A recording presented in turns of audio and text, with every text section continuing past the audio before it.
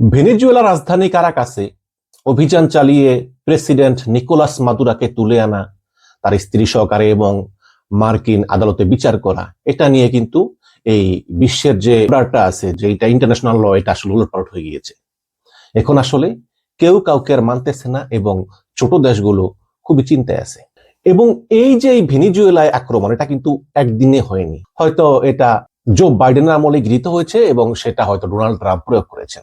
এবং Donald Trump ক্ষমতায় এসে তিনি এই যে আমেরিকা ফার্স্ট নীতি ঘোষণা করেছেন, এই ভেনেজুয়েলা অনেকে মনে করেছেন যে আসলে ট্রাম্প ক্ষমতায় আসলে এখন মনে হয় যুদ্ধ মুদ্রার হবে না, কিন্তু আমি মনে করি যে এই ভেনেজুয়েলাও কিন্তু ট্রাম্পের এই আমেরিকা ফার্স্ট নীতির অংশ। কারণ এই ভেনেজুয়েলাতে 17 ট্রিলিয়ন টন আপনার ক্রুড অয়েল আছে এবং স্বর্ণের উপরে দেশটা ভাসতেছে। সুতরাং আমেরিকা মনে করতেছে যে যদি আমি এই দেশটাকে দখল করতে পারি, তাহলে আমি এই সকল সম্পদগুলো পাবো। এবং আমরা এই 1945 সালের পর থেকে আমেরিকার এই নগ্ন চেহারা দেখি। সরাসরি বলতেছে যে আমরা ভেনেজুয়েলা তেল চাই, সরাসরি বলতেছে যে আমি গ্রিনল্যান্ড দখলে নিব।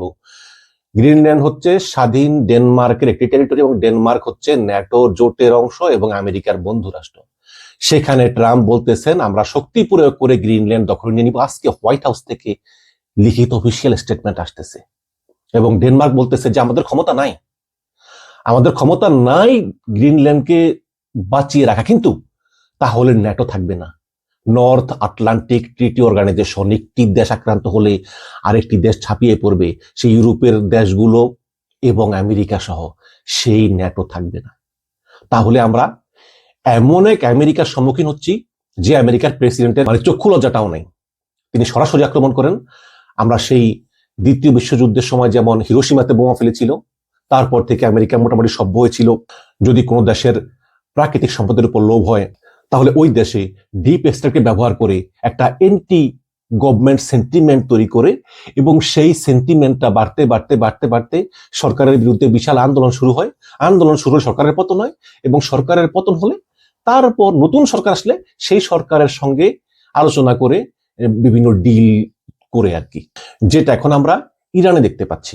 আমার মনে হয় যে ইরানে যেই ঝামেলা শুরু হয়েছে, এই ঝামেলায় হয়তোবা ইরান সরকারের পতন হয়ে যাবে। কারণ ইরানের আমেরিকার ডিপ স্টেটের ইন্ধন তো আছেই, প্লাস অর্থনৈতিক অবস্থা ভালো না মার্কিন স্যাংশনের কারণে।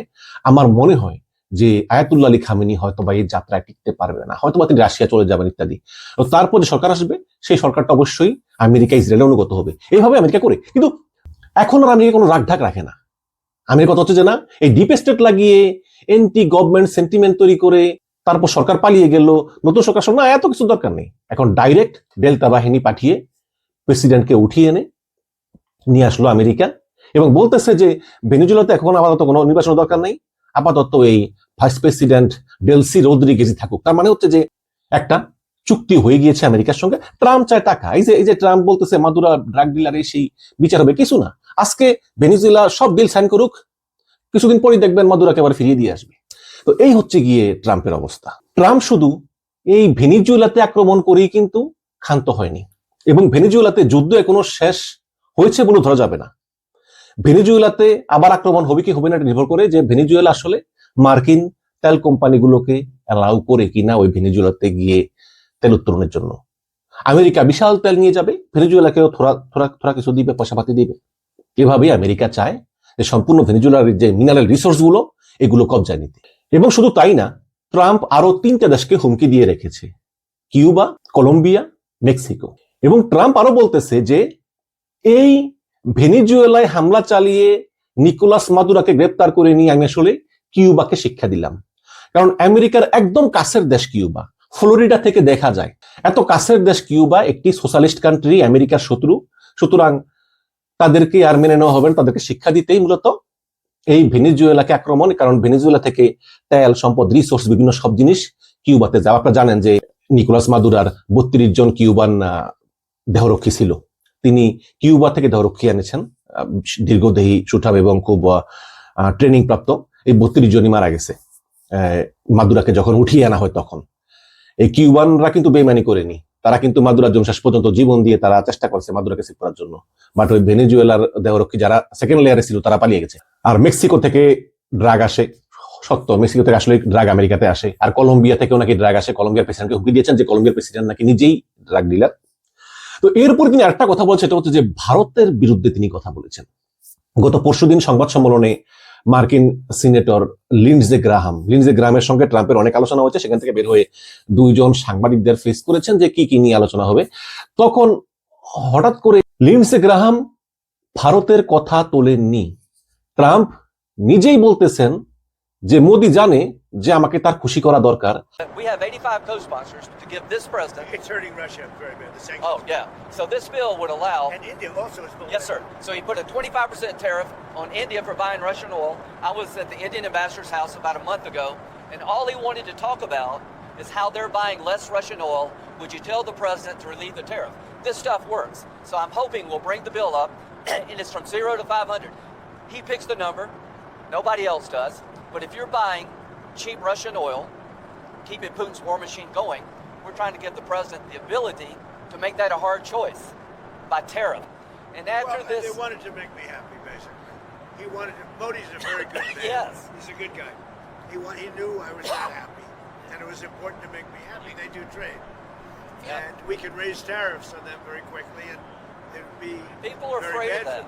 সাংবাদিক সম্মেলনে কথাবার্তা যা বুঝলাম যে ভারতের সঙ্গে আমেরিকার যে বাণিজ্যিক আলোচনা, সেই আলোচনা ফলপ্রসূ হয়নি, এবং ফলাফল হচ্ছে যে ভারতের উপরে আরো বেশি করে ট্যারিফ দেওয়া হবে, এবং বেশি করে ট্যারিফ দিয়ে হয়তো বা 75% দেওয়া হবে, 25% বাড়িয়ে দেওয়া হবে আরো, এবং 75% তারা দেখবে যে আসলে ভারত মতো স্বীকার করে কিনা। যদি না হয় তাহলে ভারতের উপর স্যাংশন দিবে, একঘরে করে দিবে, কারণ তারা চায় না যে ভারত রাশিয়া থেকে ক্রুড অয়েল কিনুক। যদিও ভারত বলতেছে যে আমরা ক্রুড অয়েল কিনে অনেক কমিয়ে দিয়েছি। তো আমরা এমন একটা বিশ্বে বাস করতেছি যে যেখানে এখন আমেরিকাই হচ্ছে সর্বশক্তিমান। আমেরিকা যা বলে কেউ কিছু করবে না। ভেনেজুয়েলা আক্রমণ করে দেখুন, এই ভেনেজুয়েলা কিন্তু মানে সৃষ্টি করেছে রাশিয়া এবং চীন। আমেরিকা যেমন রাশিয়াকে ইউক্রেন দিয়ে ব্যস্ত রেখেছে, আবার চায়নার সমস্ত ব্যবসা বাণিজ্য হচ্ছে ইউরোপ আমেরিকায়, আবার তাইওয়ান এবং চীনের মাঝে আমেরিকা সপ্তম নৌবহর বসিয়ে দিয়েছে, এবং তাইওয়ান এবং জাপানের মতো দুইটা চীনের শত্রু রাষ্ট্র দুই পাশে আছে চীনকে নজরদারি করার জন্য। সুতরাং এভাবে কিন্তু আছে। আবার রাশিয়া চীন চিন্তা করতেছে যে ভেনেজুয়েলাকে বসে দিলাম এক পাশে আমেরিকার, কিউবা আছে আরেক পাশে, এই দুইটা আবার আমেরিকার নজরদারি করবে। সুতরাং এরকম আছে। সুতরাং এই ভেনেজুয়েলাকে আক্রমণ করে মাদুরাকে তুলে নিয়ে গেল, প্রেসিডেন্ট মাদুরাকে তুলে নিয়ে গেল, এর মানে হচ্ছে যে রাশিয়া এবং চীনের একটা খবরদারির পর্ব শেষ হলো, এবং সেখানে যদি মার্কিন সম্মতিত সরকার বসে তাহলে ওই সরকারকে আর রাশিয়া এবং চীন নিজের মতো পরিচালনা করতে পারবে না। এবং দেখেন রাশিয়া চীন তারা আসলো না রক্ষা করতে, কারণ রাশিয়ার তো মানে জীবন যৌবন সব শেষ ইউক্রেন যুদ্ধে। আর চীন চিন্তা করতেছে যে না, এখনো সময় হয়নি, এখনো আমরা অর্থনৈতিকভাবে আমেরিকাকে টাকা দিতে পারিনি, আমরা যখন ইকোনমিক্যালি আমেরিকাকে টাকা দিতে পারবো তারপর হয়তো যে 15-20 বছরের ব্যাপার, সামরিক দিক দিয়ে শক্তিশালী হতে আগে আমাদেরকে ইকোনমিক্যালি সলভেন্ট হতে হবে। এই কারণ তারাও আসেনি, নিন্দা জানিয়ে শেষ করেছে। ফলাফল কি? একটা স্বাধীন দেশের প্রেসিডেন্টকে তুলে নিয়ে গেল আমেরিকা বিচারের জন্য, এবং সমস্ত বিশ্ব অবাক হয়ে তাকিয়ে দেখলো, কেউ কিছু বলতে পারলো না, কারণ বিড়ালের গলায় ঘন্টা বাদ দেখে। যাই হোক, ফিরে আসি ভারতে।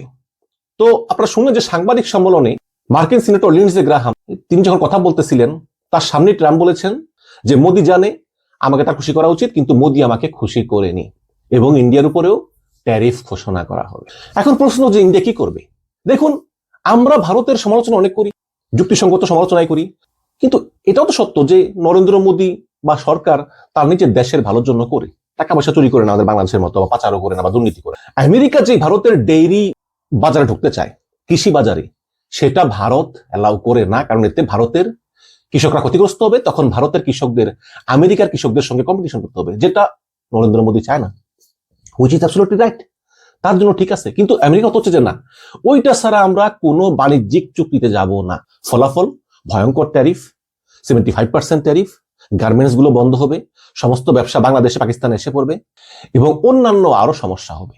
এবং বিশেষ করে আপনি দেখেন যে সিটিজেন ওয়েলফেয়ারের একটা লিস্ট করেছে গত পরশুদিন, সেখানে দেখাচ্ছে যে কতগুলো দেশের নাগরিক আমেরিকার থেকে নাগরিক সহায়তা পায়, সেই লিস্টে বাংলাদেশের নাম আছে কিন্তু ভারতের নাম নেই। আবার যদিও আজকে দেখলাম যে বাংলাদেশের টুরিস্টদেরকে ভারতে গেলে সেখানে $15,000 নাকি বন্ড দিতে হবে, সেখানে আবার ভারতের নাম নেই। তো এরকম আছে। তো এইসব বিষয়ে পর্যালোচনা করলে দেখা যায় যে ভারতের সঙ্গে আমেরিকার সম্পর্ক ভালো হওয়ার সম্ভাবনা খুবই কম। এবং ভারতকে কর আর শুল্ক দিতে হবে, এবং এই শুল্কের প্রভাবে ভারতের অর্থনীতি ক্ষতিগ্রস্ত হবে। কতটুকু ক্ষতিগ্রস্ত হবে সেটা দেখার বিষয়, বা ক্ষতিগ্রস্ত হবে, এবং বিনিময়ে বাংলাদেশ পাকিস্তানের ইকোনমি লাভবান হবে, কারণ সকল গার্মেন্টস ইন্ডাস্ট্রি এবং অন্যান্য ইন্ডাস্ট্রি যেগুলো আমেরিকাতে রপ্তানি নির্ভর, সব বাংলাদেশে পাকিস্তানে এসে পড়বে।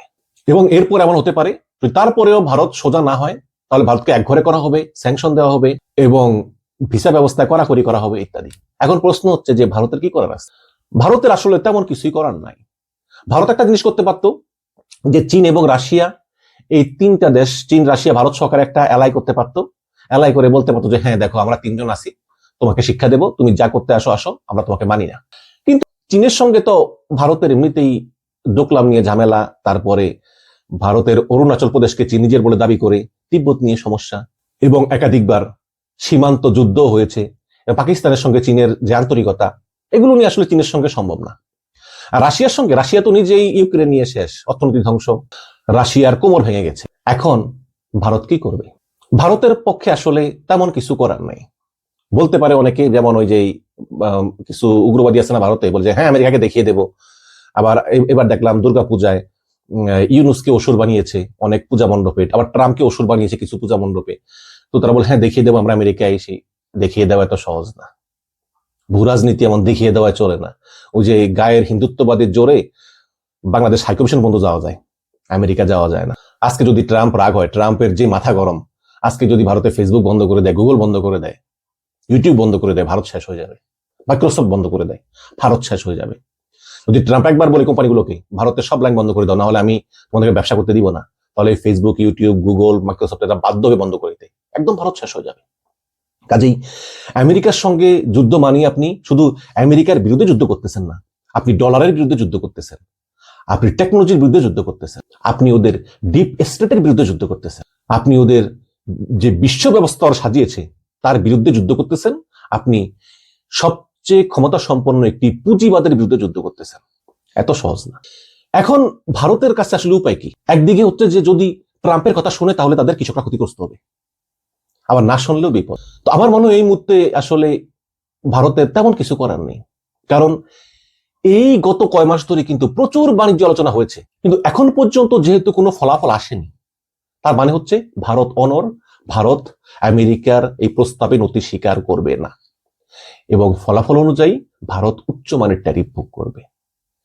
আমার মনে হয় যে আসলে ভারতের এই মুহূর্তে আর কিছু করার নাই, চুপচাপ থাকা ছাড়া, পরিস্থিতি অবজার্ভ করা ছাড়া, এবং যে সিচুয়েশন আসছে এটাকে অন্য কোনোভাবে ট্যাকেল দেওয়া যায় কিনা।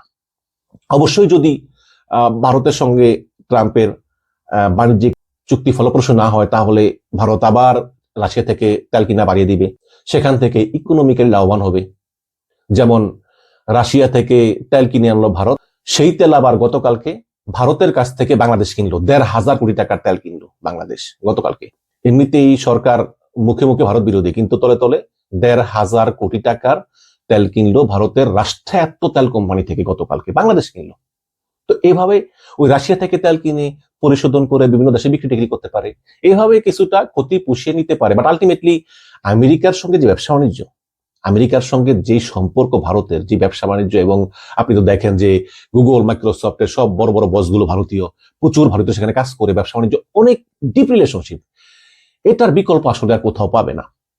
এখন আমরা দেখি যে আসলে শেষ পর্যন্ত মোদি তার কৃষকদের স্বার্থ বিকিয়ে দিয়ে আমেরিকার সঙ্গে আসলে চুক্তি করতে চায় কিনা, কিন্তু মনে হয় এটা হবে না। এবং আপাতত ভারতের জন্য কোনো সুখবর নাই, তার হাত পা চারদিকে বাঁধা। দর্শক, আপনাদের মতামত চাই। ভালো থাকবেন।